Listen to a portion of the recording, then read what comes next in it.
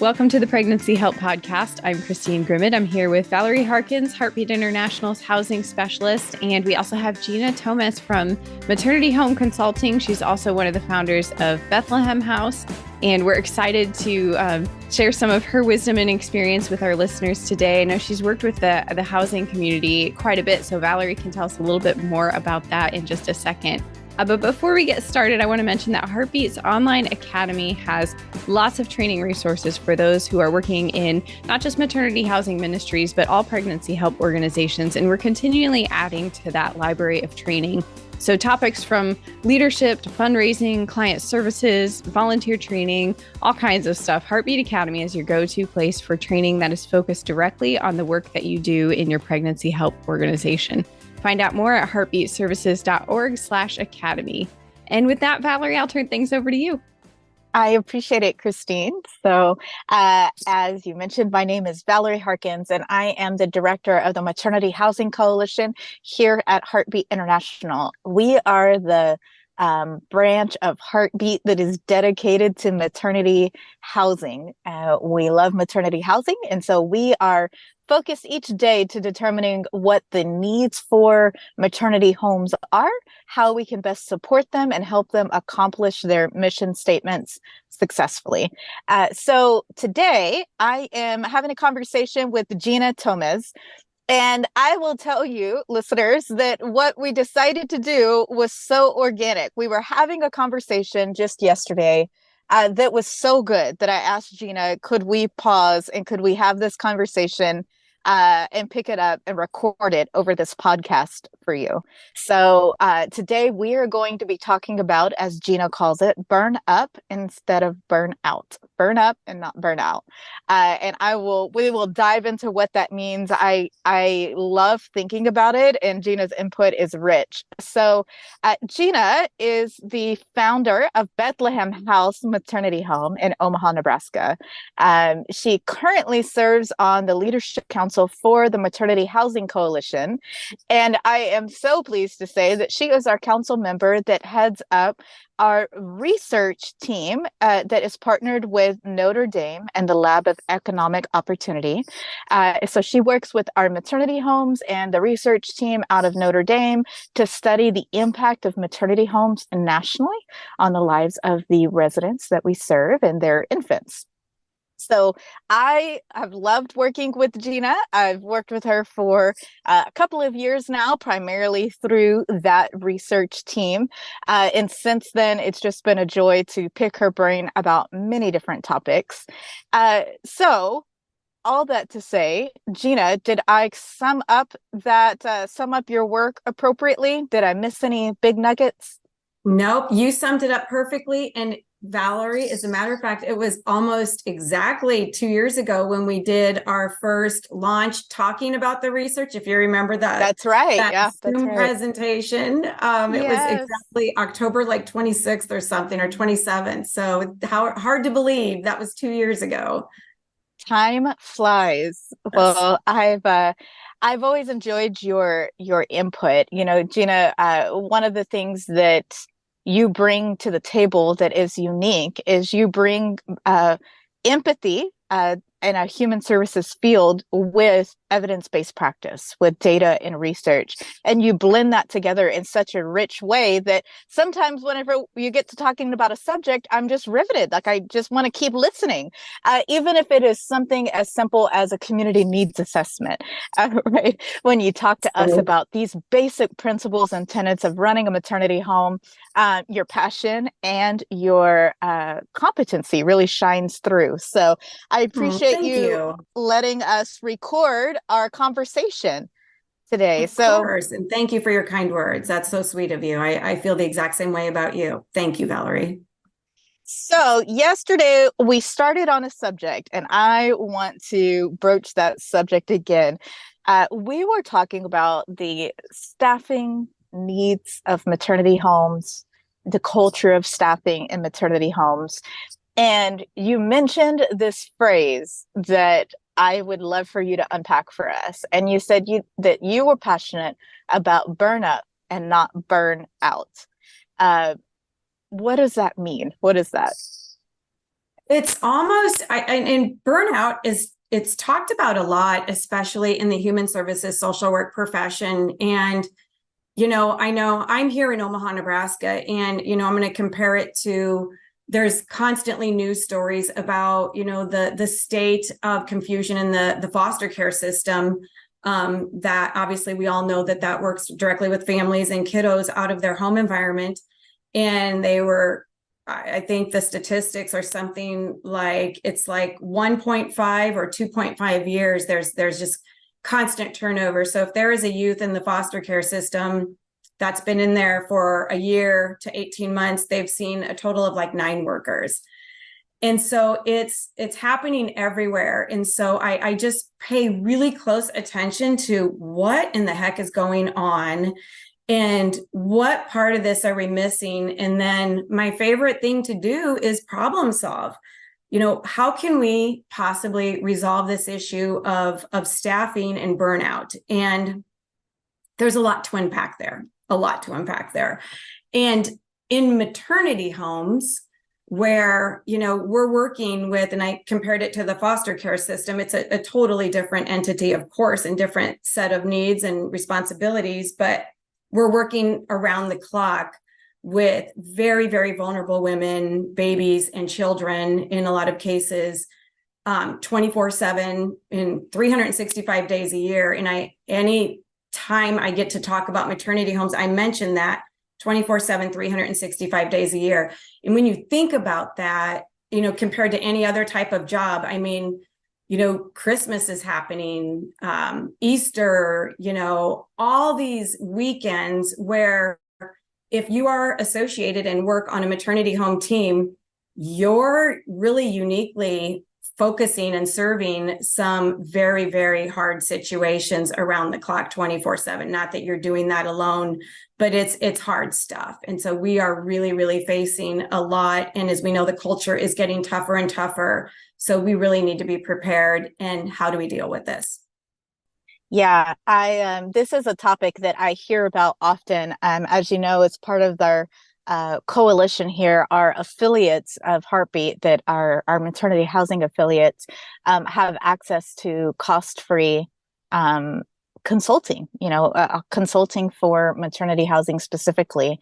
And it still stuns me how often this topic is broached, and the topic usually goes something like, how do we find staff? How do we keep staff? Well, and as I unpack that question, I find, okay, well, what is the cause for not keeping staff? And it's exhaustion, fatigue, emotional burnout, mental burnout, just exhaustion. And I'll say, okay, well, what is the reason that you're finding for not being able to find staff? And then it's similar, being able to find staff that is mentally and emotionally prepared and capable, almost emotionally trained to be able to handle the work. So I have homes talking to me about how it takes such a toll on their current staff, and then it's getting harder and harder to find staff that are emotionally prepared. It really brought to mind this difference. And Gina, I'm curious if you've seen this also, but this difference between, say, a worker who works in a corporate arena, and maybe they work a corporate job, they work 9 to 5, Monday through Friday, and it's a demanding job, certainly. However, by nature of their job, it's possible that they might actually be able to emotionally check out of their own life at home, their personal life and what's going on, and the human vulnerabilities that we have of the heart and of the mind, and focus on what might be a little bit more black and white mechanical work, right? Right. And then go home and face, again, kind of turn those feelings on, so to speak, and face all of the vulnerabilities that we have as a human. But on the other hand, with ministry, and then especially maternity housing, it's quite the opposite. You go into work and you are embracing every human vulnerability, all of the emotions that come along with that. And so rather than checking out for your job, even if it is a 9 to 5, it's almost like checking in. You're turning on. And then on top of that, as you're exposed to hardship, aches, problems, just general vulnerabilities, it never turns off, because with housing, it's not as though there are operating hours where the doors close, right? Even in the moments when you're sleeping, the ministry continues to turn, the problems continue to develop, needs continue to arise. So I've seen, have you noticed that there's a difference there, Gina, with kind of the toll that it takes checking into what is an emotionally present position for ministry versus maybe in corporate, where if needed, you could kind of tune out emotionally and get your work done for the day? 100%. You hit the nail on the head. And, and I always refer to this work as it's definitely ministry. I mean, we are showing up in a woman's most vulnerable time of life when she's made a very powerful, courageous choice. And now we're walking with her. And so one of the things that people would ask me is, Gina, when you go home, how do you turn it off? And I'm not a very good, I didn't want to give them a false narrative and pretend. And I thought, this is such a great opportunity to start now having these conversations. I don't turn it off. And I know that that's not me. That is not a pretty answer. It doesn't sound good. The listener is already thinking, well, that's not healthy. Well, this is tough stuff. And our nation I'm not going to get into politics. We don't want to, but it's clearly one of the most important issues that our nation is covering today. I think we can all agree with. And maternity homes, to me, and crisis pregnancy centers are in the front and center of it. Like, we're on the front lines. And so how is staff able to continue to thrive and grow and move forward? And so Valerie, just stop me, because I don't want to ramble on, because I want to actually get to, what can be done. And I think one of the things that I found helpful, at Bethlehem House for a time is I tried to always operate it and run it. It's so much like a moving family. I mean, you become so close with the residents, the women that live there. You are so entrenched in, really walking with them and creating pathways out of barriers and out of homelessness and poverty, and on a pathway to health and wellness and a life that God intended for them. That, how do you do that without burning out? And you have to think about it much like a family, but only, really professionally. I'm very, very big on professionally trained and equipped staff, because if we're not spending time on training and equipping staff, disaster can strike, because there is going to be that, it kind of all came crashing down on me in a good way when COVID hit. So March 17th, I'm sitting in my car in a grocery store parking lot thinking, okay, we have 12 women.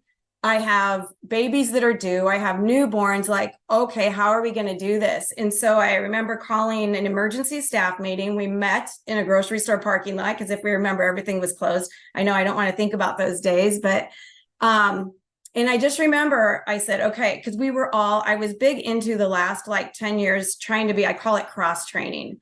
So if you have a case manager, and we were functioning like, we have very much of a staffing grid and not live in.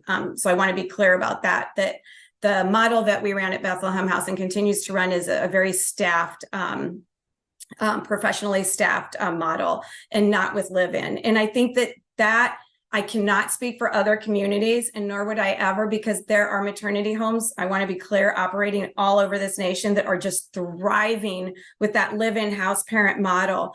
But when we started like that, it immediately didn't work, because I noticed that they had a hard time detaching by living in the house. And even when they could leave temporarily, it wasn't enough.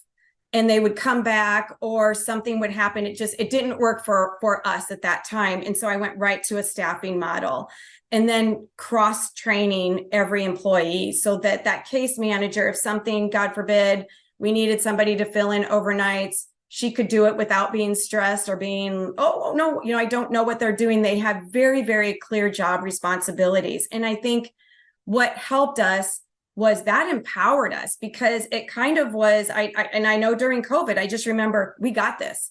So I took our staff, and I said, okay, you're going to do 10 hours. I'll do 10 hours. I'll do this 10 hours. You do that 10 hours.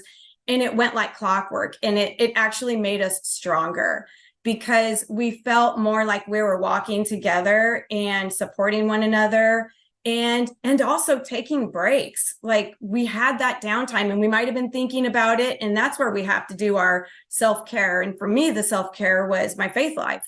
Like I really needed that deep prayer, discernment, just time with God and quiet. And then I would come back, refreshed. And I really attributed it to a very coordinated staffing model where we could detach and we were taking care of ourselves, and that we had enough staff. So we had enough staff. And then we had really, really great, I want to compliment the funders here in Omaha, just generous donors that really understood that paying a very, very fair wage to those workers, because they were on the front lines doing what our nation cares about in life, in light of everything that is being discussed. We were really walking with the women that needed the services the most. And there's nothing more important to me than that, and being on the same page and just really supporting one another. So that was a huge help. A second help was time together in two areas, both for staff retreats, getting that staff outside of the home or outside of the organization and out of their comfort zone, and bringing in somebody that's really going to challenge them in their teamwork to work together, because we're also faced with the complexity of case management. You may have a case manager that wants to handle something this way and somebody else sees it totally different.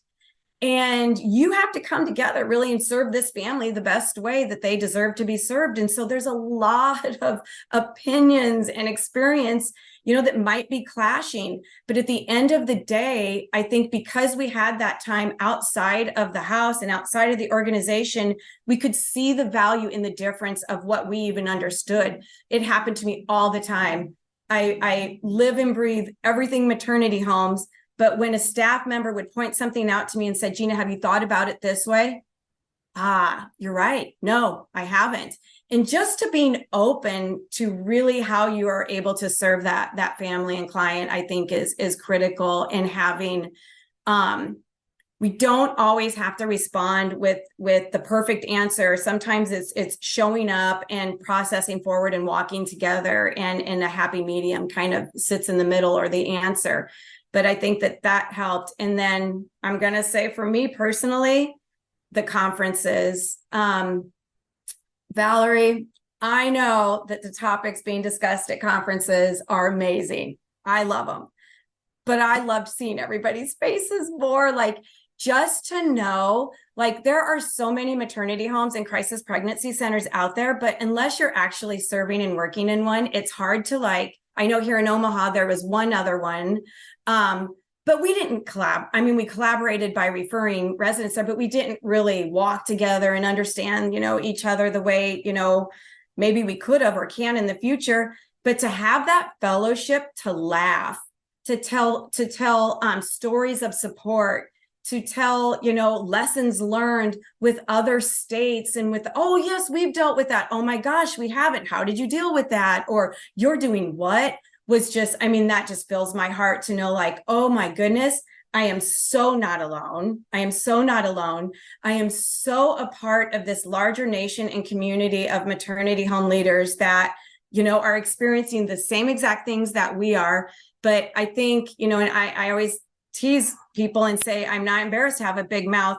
We need to even come closer together, lean on each other, rely on each other, not reinvent the wheel, and take what's working and what's not working, and just continue to support one another and collaborate, because there is so much energy at these conferences. I would encourage everybody and anybody to go if you possibly can, because it really, really filled my cup beyond full. And knowing that there's communities that are launching new maternity homes and are willing to take this brave next step, I think can learn from some of us veterans that are out there, is so powerful and beautiful. So we just need to really lift each other up. couldn't agree more. And I have found very similar experiences that where a time of rejuvenation, but also learning is in that time of communication, but person to person, face to face. And we definitely have those opportunities digitally. You know, we have a dedicated Facebook group where many ideas are shared, and that's wonderful. But there is just no replacing the in-person time that is spent together. You know, we have a annual national networking event for maternity homes. It takes place at our spring conference every year. And it amazes me as we meet together during that time, the ideas and conversations that come out from that time together about how we serve one another. So certainly agree more. Gina, I want to go backwards just a little bit. And I want to go back to kind of put some definitions around burnout, or maybe some descriptors. So with everything that you're saying, you know, for someone that's listening that serves within a maternity home, what are some of the things that you've seen individuals, maybe if we would, symptoms or indicators of burnout for one? So maybe if we were going to describe it for more than, I know you described the house mom a little bit, but for perhaps more than a house mom, executive directors, board members, volunteers, right, that all report experiencing burnout. I would love to hear what are some of the characteristics of that. But if you could also describe for us, what are some of the characteristics of burn up, as you call it, right? So help us understand, what is burnout? What does that look like? But what does burn up look like? What is that? And helping us to kind of recognize that in the day-to-day work that we all do. Right. I think a good sign of at least what I have witnessed with burnout was short fuses.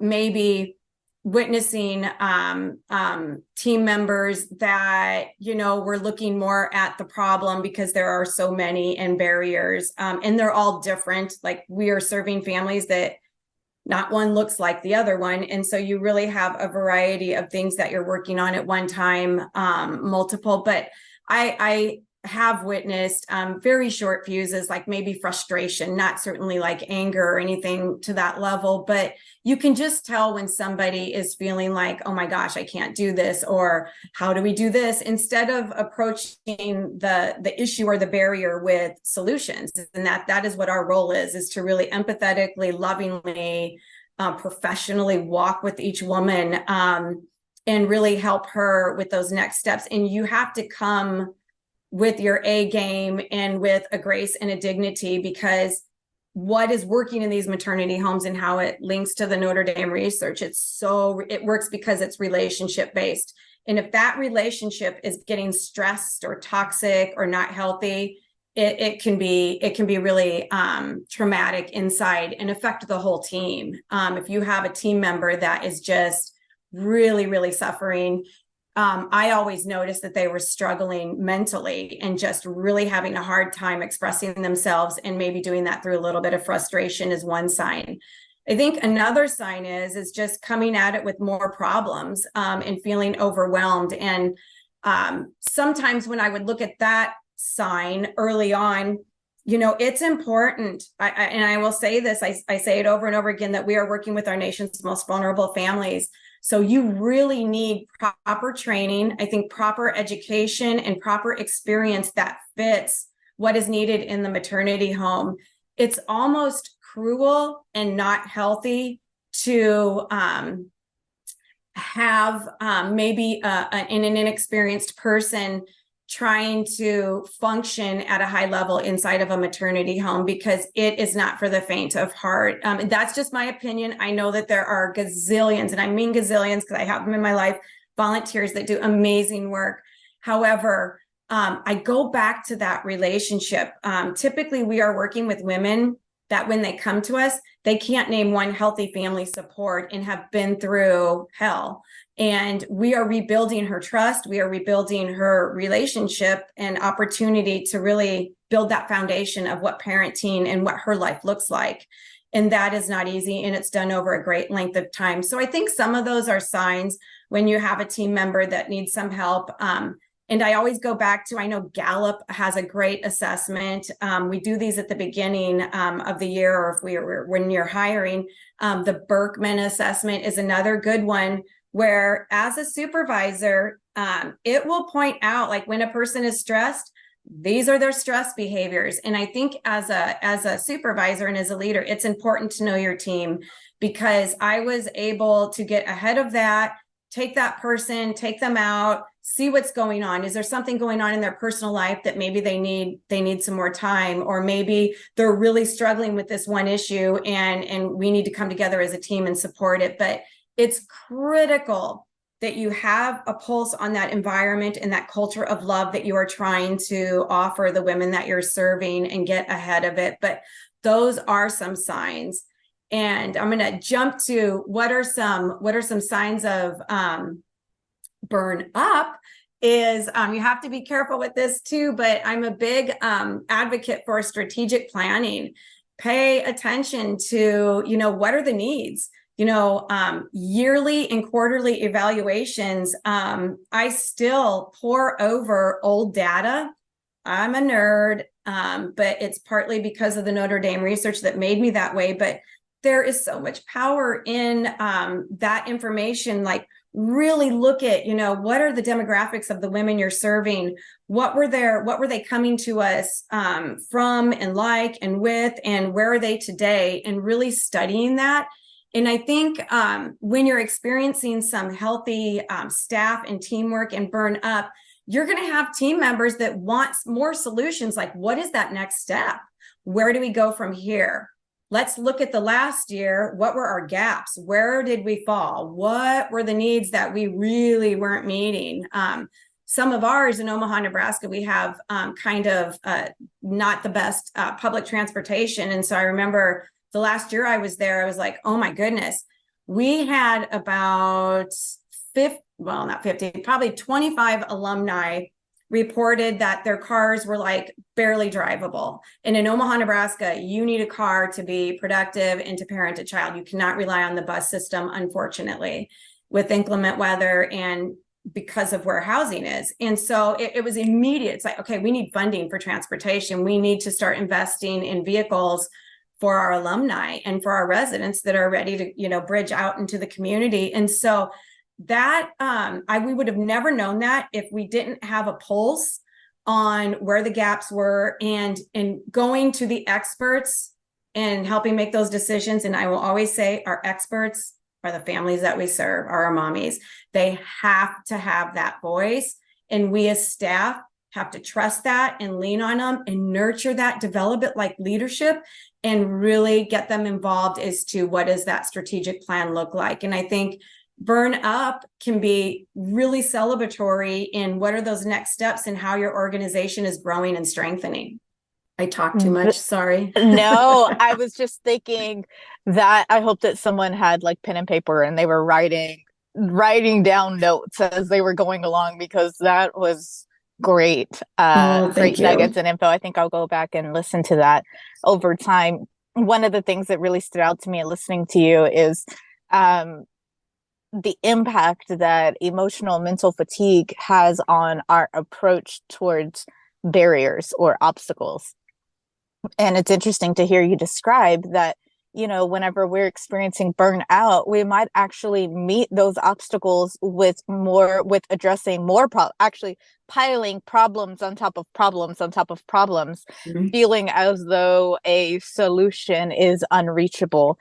But whenever we're in a place of health, or as you would describe it, burn up, in our passion, and we're functioning well professionally, that we're naturally have that inclination to meet obstacles with ideas, creativity, solution, thinking outside the box.